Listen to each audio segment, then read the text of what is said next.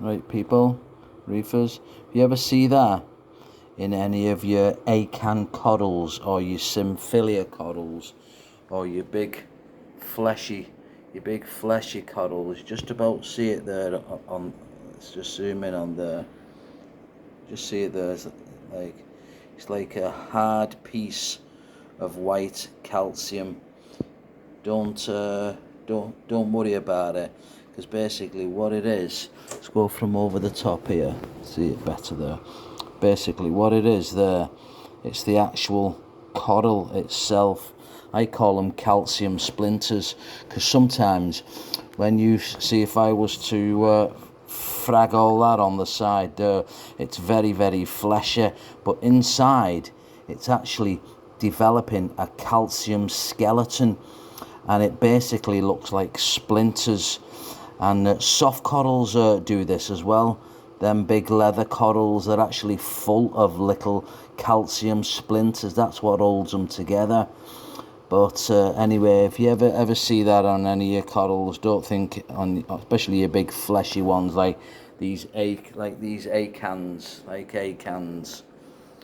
and Symphilias, and these Wilsonas here, and maybe on the Blastos. I've never really seen it on the Blastos, but definitely on the acans. And when I fragged, let's see if we can get it in between the glass. Yeah, there we are.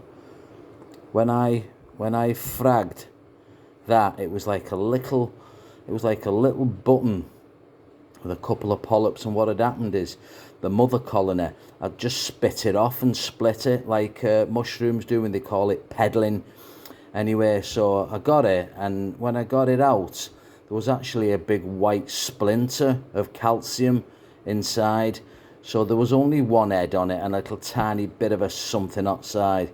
So I actually used that piece of calcium and super glued it onto the frag plug, and there we are later, 5-6 heads on it. And that's how that one started off there. A little frag, a cut. I actually cut it off that little colony there, which was a lot bigger.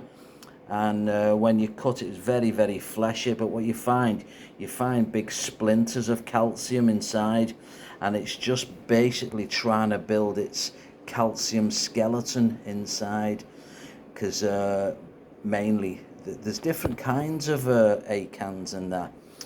I'm not an expert, well, I think so maybe, but there's different kinds of acans. There's very fleshy acans like these ones. I don't know whether the Lord Hoausers or the other ones. There's different makes for them. But there's an acan called an acanestra, and that basically grows very short, very small polyps, and when you frag that, it's like very hard underneath straight away. But these kind here, the big fleshy things they just blow up in the day, but when they actually shrink back, there's a little tiny stone on the inside.